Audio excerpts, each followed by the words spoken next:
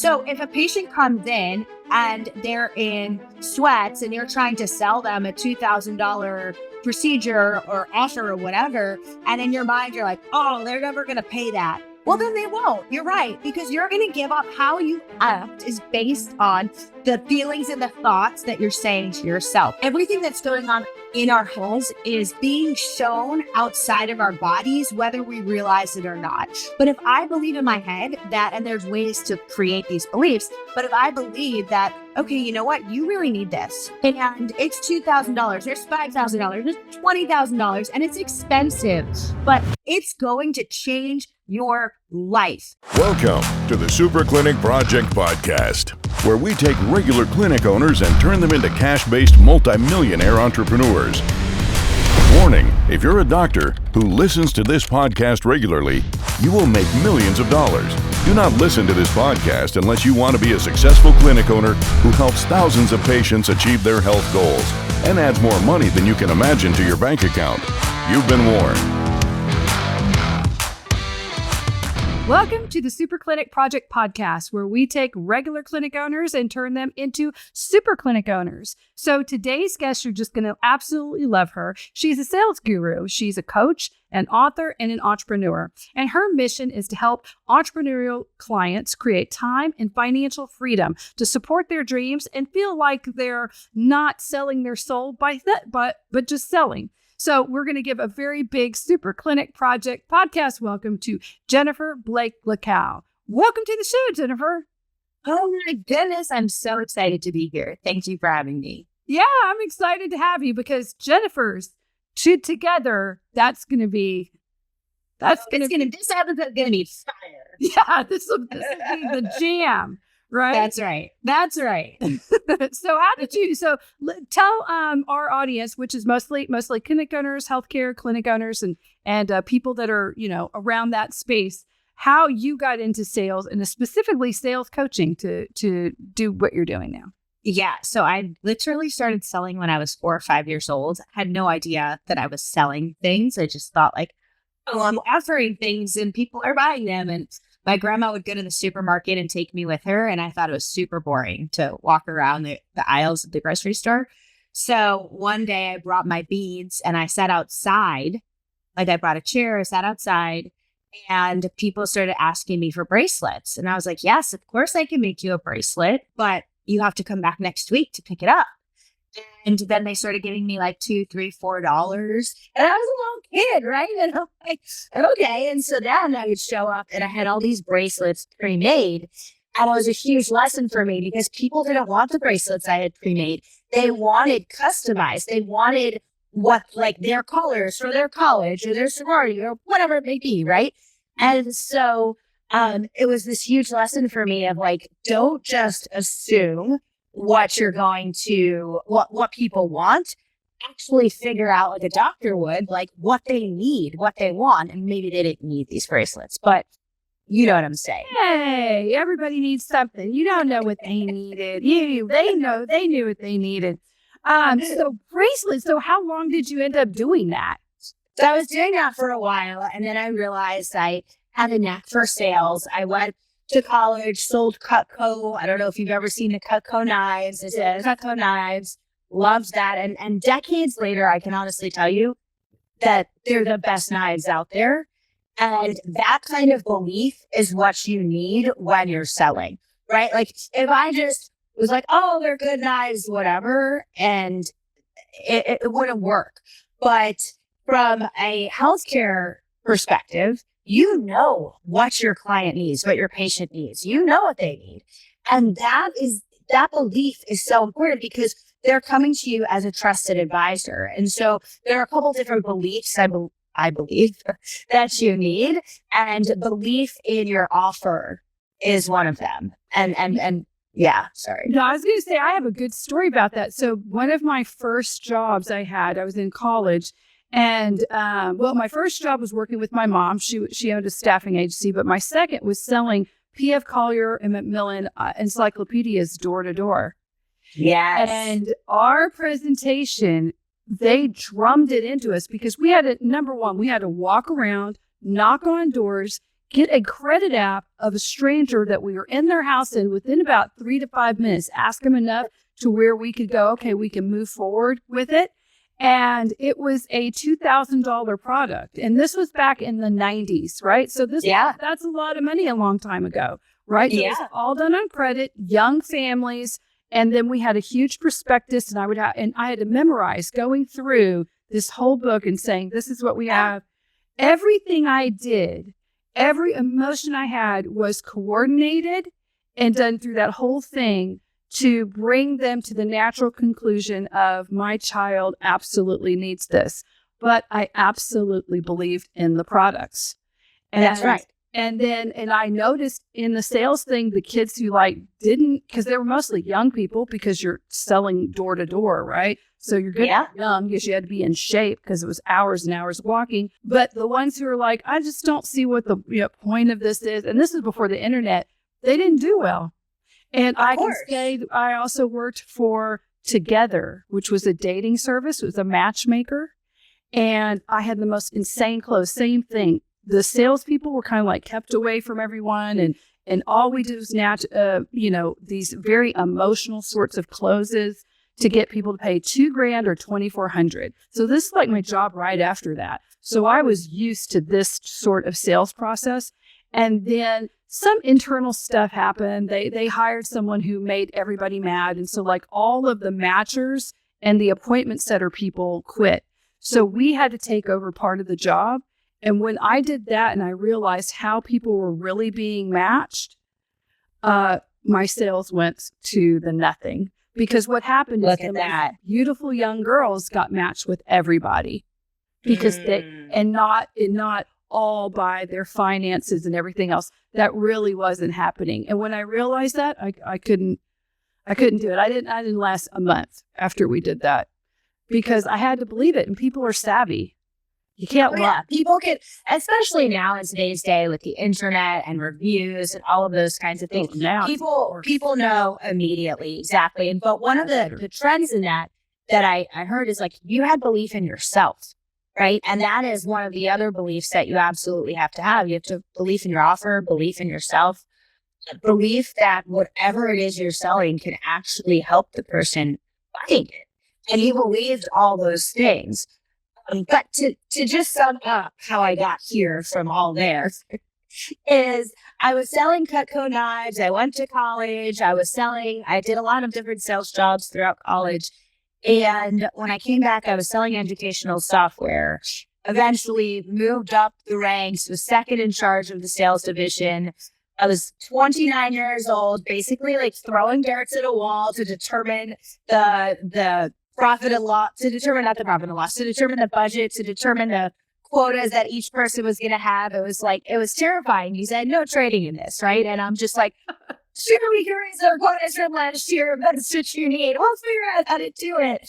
And we did year after year. And I was there for a while and eventually left to start my own business and to help sales teams all over the world. And I did that for a couple of years, and then pre-COVID realized that I was just traveling all over, giving talks. I wrote a book on sales called Sales in a New York Minute, best-selling book. Was giving talks all over the country, and it was grueling. It was really, really grueling, and I wanted to get back to my roots and help entrepreneurs. I wanted to help the business owner, the practitioner, the service-based person that is interacting with clients all day long and, doesn't necessarily feel like they're in sales, but in order to grow their business, in order to make ends meet, pay their people, pay their rent, all the things need to make sales. And that's when I transitioned my business to be more for entrepreneurs and service-based business owners. So that's a hard one because one of the things that you talk about, you can be in sales and not sell your soul. That is the thing that every single doctor, someone in healthcare, they're I'm not in sales. I'm not a salesperson. It's almost that's anathema to me. I refuse to even think of myself like that. But the thing is, if you own a business or you're trying to get someone that has to pay you money, in order to get something that they really need, well, you have to be a salesperson. If not, then how are you going to convince someone to take a chance on themselves or to take a chance on you? Like, that is just a different, you got to get into that mindset. So how do you work with the people that are very like, no, I'm a doctor, or I'm just here to help, or I'm an educator. I'm not really, a salesperson. They're slimy or whatever. How do you get them over that hump so that they can actually bring the value they know they can bring to more people? So there is, I made a rhyme so it'd be easy to remember. I love that. Something that I live by, which is called help, don't sell, show, don't tell, improve like hell. So let me walk through each one.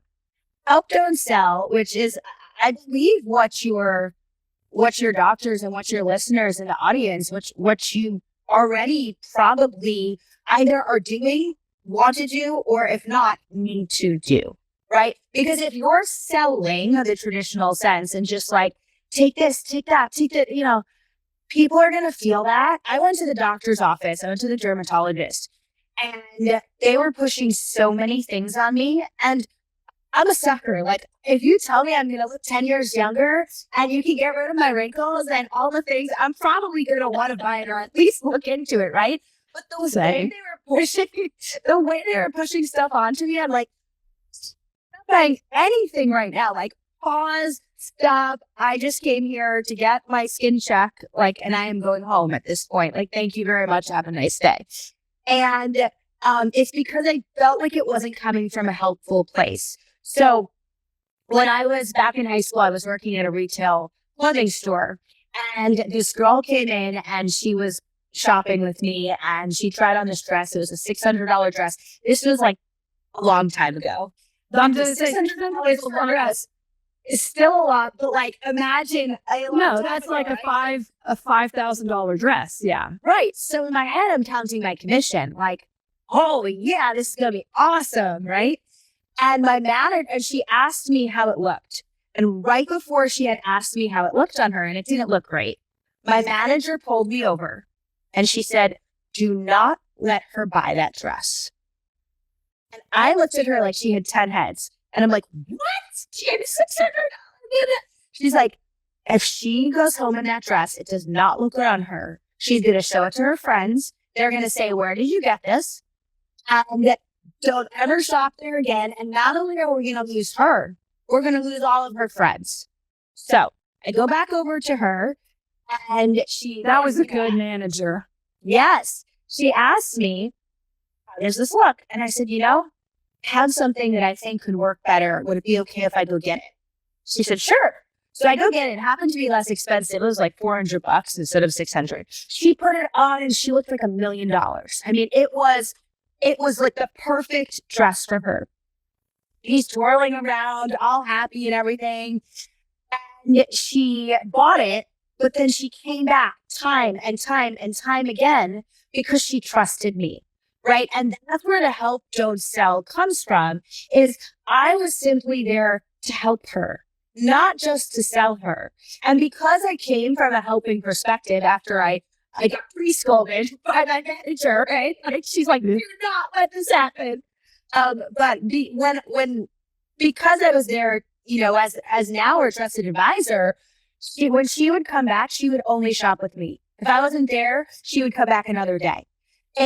Like, she would bring her friends in to shop with me. And again, this was like a high school, into first semester of college job. And it was such a blessing. We developed such a nice friendship, but also the commissions were incredible simply because I said, don't buy that one, get this one instead. Yeah, you didn't lie to her. You actually tried to help her.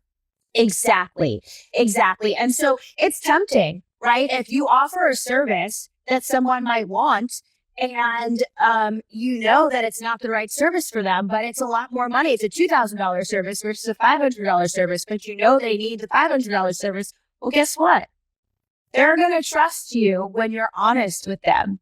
They're going to trust you when you give them a reason to trust you. And so that's why I live by help, don't sell, because I've seen it time and time again It matters for patients coming back, and it matters for them telling their friends. And especially in today's day where like it's so easy to tell even strangers. Yeah, people, and people will go on Yelp because you get like the worst review you can get. It's going to get you the most likes or whatever. They actually reward people for saying awful things, right? Isn't that terrible? Yeah, it is terrible. And so, but you're right. I've noticed that. But even with the doctors are like, well, they will make, well, let's go to the next one. And I'll say it's help, prove, don't tell, right?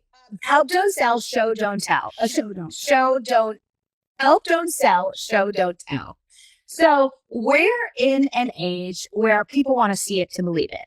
Okay. The internet has created this phenomenon. I mean, back when you were in kindergarten, you did show and tell, right? But the most interesting ones where people paid the most attention, the most engaging ones were when people brought in a prop and held it up and you could see it and touch it and feel it. And it created a sense of emotion, and people buy off of emotion.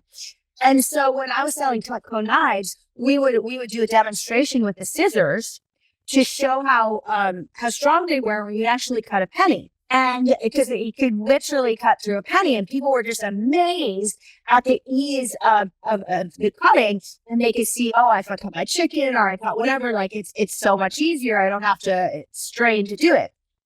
It sold those scissors immediately. I also had a favorite one. I had the ice cream scoop, and the ice cream scoop has like a sharp edge so that it can cut through the ice cream, but then it also is lifted so it doesn't actually sit on the counter, so it doesn't get germy because it's not the scoop part's not sitting on the counter.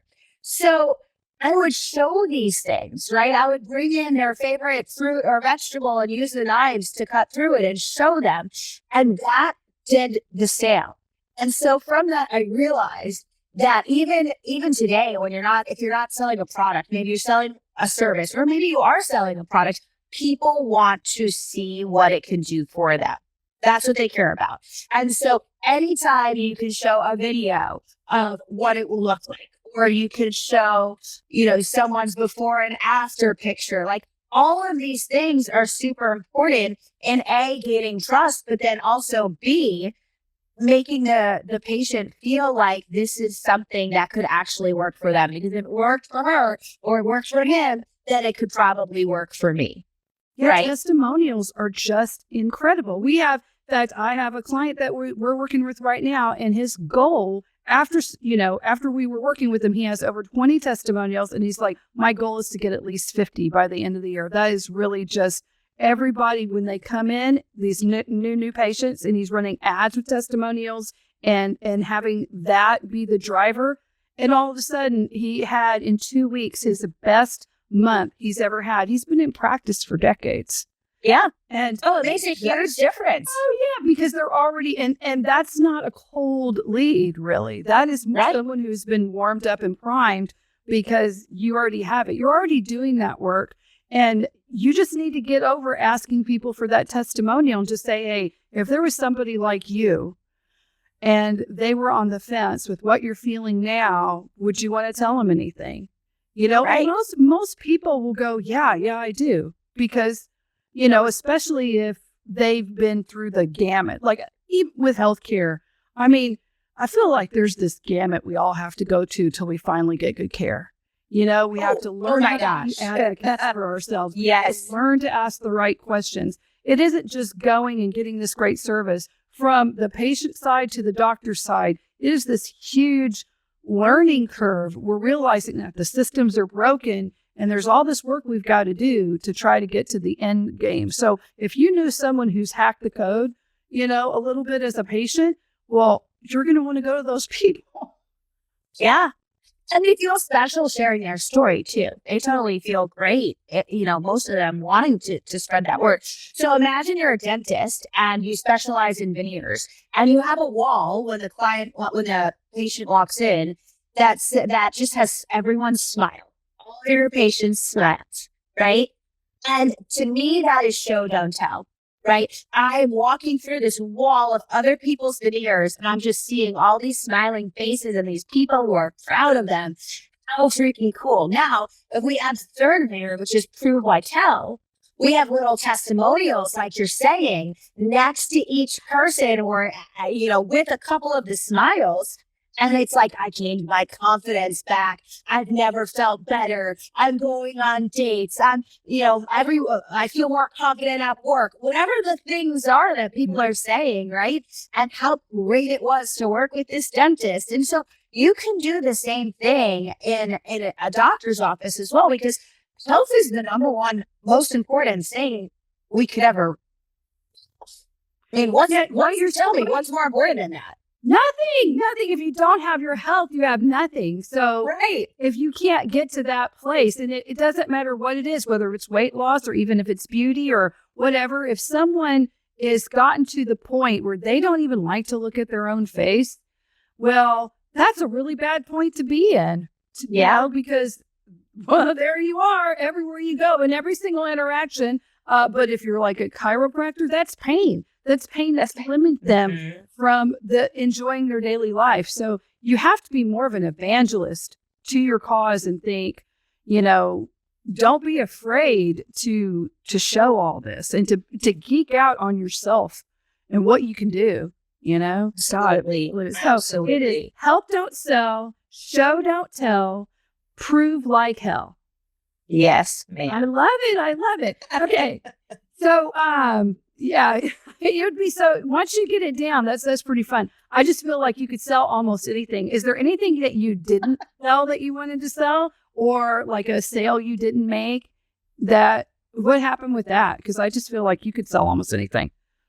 Well, I could sell anything that I believe in, right? That really is the key. I mean, to come full circle from the beginning of our chat, if I don't believe in it, I'm not selling it. I'm not going near it. I've been asked to help sales teams and to help, and I have to really learn about the product, because if I am not a believer, then your belief gets transferred without you actually stating, I believe in. It's something that can be felt without being said. And so I don't have to show up and say, well, I really believe in this product. It's going to help you. It's going to make your skin look even better, right? If I believe that, you're going to know it without me actually saying the words I believe. And so, what do you criteria for selling? I'm gonna give you a tough one. So I'm gonna give you an actual case where I had someone say this, and I know how we work to get it, but I would have loved to have had your expertise with this, because this was not easy. This client said, but I really am doing the same things, the same manipulations that every other doctor is. How can I differentiate myself?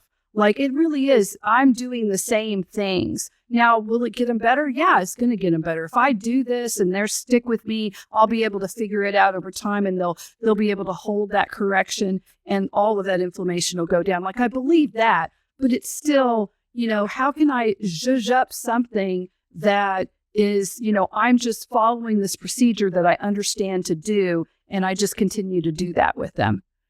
And so they're going to that person because of that person, because of that office, because of their team. If it's like commodity based and I could literally buy the same thing anywhere, I'm going to go to the place where I feel most comfortable and where I have the most trust in the doctor. And so, Botox is Botox, right? We don't want you to be a commodity. The last thing you want to be is a commodity, because then it's a race to the bottom for the cheapest. You have to differentiate. Yeah. You have to. And part of that differentiation is in who you are. Part of that differentiation is in how you treat your patients. Part of that differentiation is in the office environment. I go to my dentist here in Florida, and I can tell you, their office looks like it is so chic that every time I sit in the lobby, and they never make me wait more than 5 minutes, which, by the way, is also a differentiator, right? How long does your patient have to wait? I sit there and I just take pictures, because it is and you just feel so gosh walking in there. And then they're so kind. They're always so friendly and so kind. And we forget how important the basics are, but go be a patient somewhere else And then see how you can differentiate. What can you do better? What can you change slightly? What can you, because there are things that you're doing. Like when a doctor calls me after a procedure or after I've been sick and they call a couple days later, that's a big deal, right? And so those types of little touch points do make a difference. And I think when you're offering the same exact, in this case, they're offering the exact same service, well, it's going to be different everywhere I go. And it's going to be good different and bad different. And you get to create the good different if you want. And it really doesn't, people might go, well, that's great. They can afford that big posh thing because people are charging forces for, veneers. The markup rate on that is insane. Like I can hear other doctors like grumbling, right? But you don't need $1 million makeover to be able to just say, hey, when someone, comes in, stand up, meet them, say their name, like say hi, right. Say hi, like you're actually glad that they're there, and ask them if they would like some water. We're just going to sit there and we're going to spring for a Keurig, It costs no extra money to be nice. It costs no extra money to be friendly. And I just feel like in today's day, people have forgotten about how important it is. Like if I walk in to an office and the receptionist or the person at the front is on her phone and barely acknowledges me, I don't want to give them my money, right? Like that is all insurance experience. That is, oh, well, when you're talking about cash pay clinics, there should be a difference. So the insurance, if you just think you go with where they tell you to, because this is what your insurance will pay for, you're going to stand there, probably a glass. It might be bulletproof. Who knows?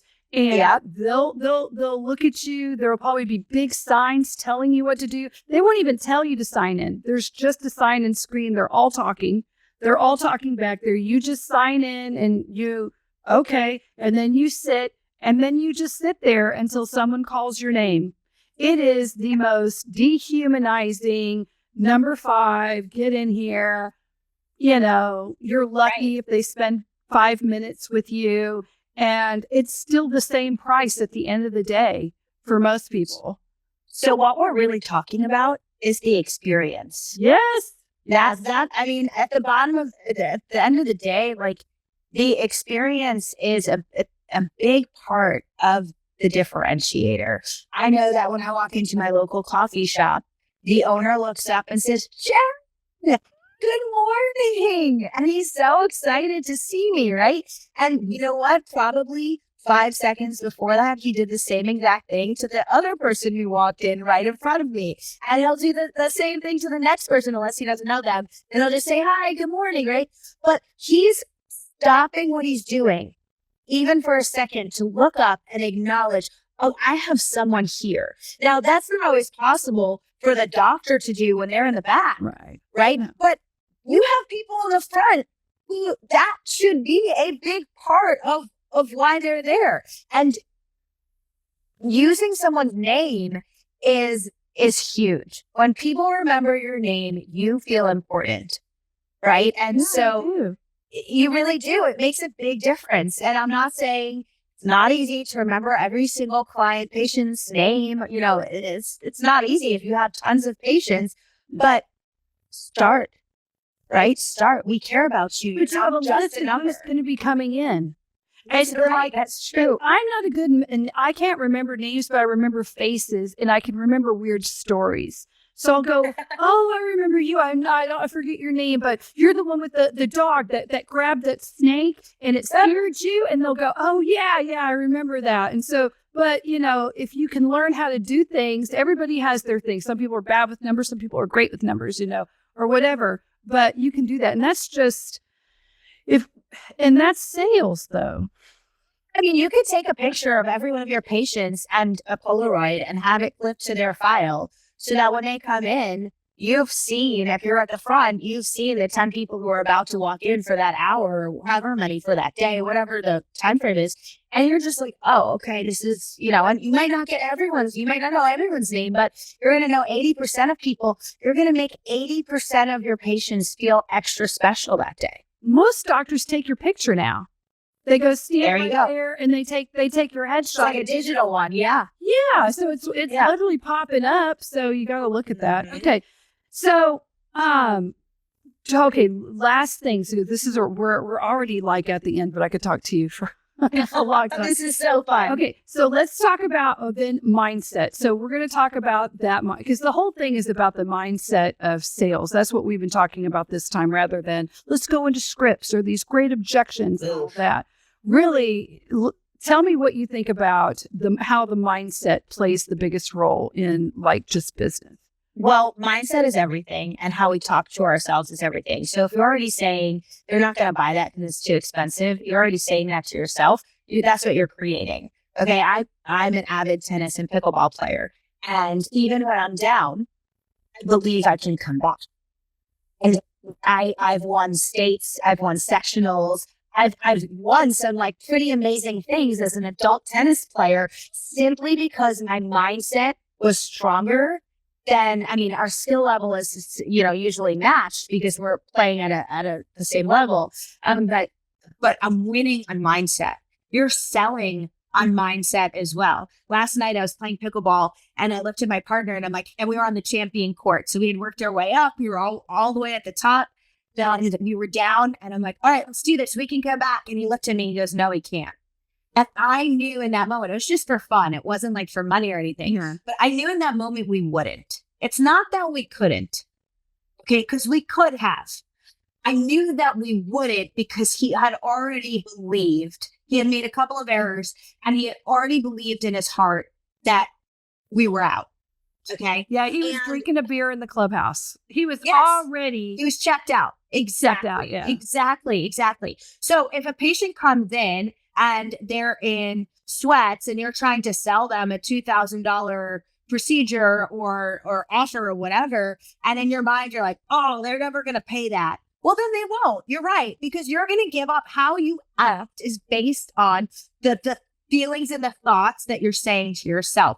Everything that's going on in our heads is being shown outside of our bodies, whether we realize it or not. But if I believe in my head that, and there's ways to create these beliefs, but if I believe that, okay, you know what, you really need this, and it's $2,000, there's $5,000, there's $20,000, and it's expensive, but it's going to change your life. And you believe that in your heart, and you believe that you're the best person for them and that you can help them, and it's going to literally like be life-changing for them. You're going to find a way for them to buy it, whether it's a finance plan, whether it's like maybe you can do parts of it at a time. Maybe they don't need it all at one time. Whatever it is, you're going to find a way to make it happen. And if you go in with that mindset of this is what they need, let's figure it out, without being pushy, but more so as a friend, right? Like, yeah, caring about we're going to do this. Yeah, exactly.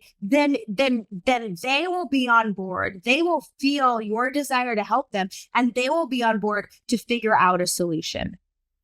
That is really, really good advice. Well, guys, we've been speaking with Jennifer Blake Gluckow, and I'll let her tell you how to find her. Yes, please connect with me on Instagram. It's I am Jennifer Blake. Really easy. I am Jennifer Blake. You can go to jenniferblake.co/superclinic. I've created a freebie just for you to help non-salesy people make more sales. And connect with me on Instagram. And if you write in there Super Clinic, I will send you the exact link as well. Write in any of my posts, Super Clinic, and you will get the freebie as well. Well, there you go, guys. And again, you can also get these by going to superclinicproject.com. Be sure on the front page, we have like 5 things you can click. You can like, comment, share. You can go straight to our school, get all of this. You can leave a voice message for Jennifer, and we'll send it to her and she can respond. Or we might just bring her back on the show again, just to answer everybody's questions. So thank you guys again. Thank you, Jennifer, for being here today. Thank you so much. You've been listening to the Super Clinic Project podcast. If you like what you hear, subscribe and stay tuned for further episodes of the Super Clinic Project podcast.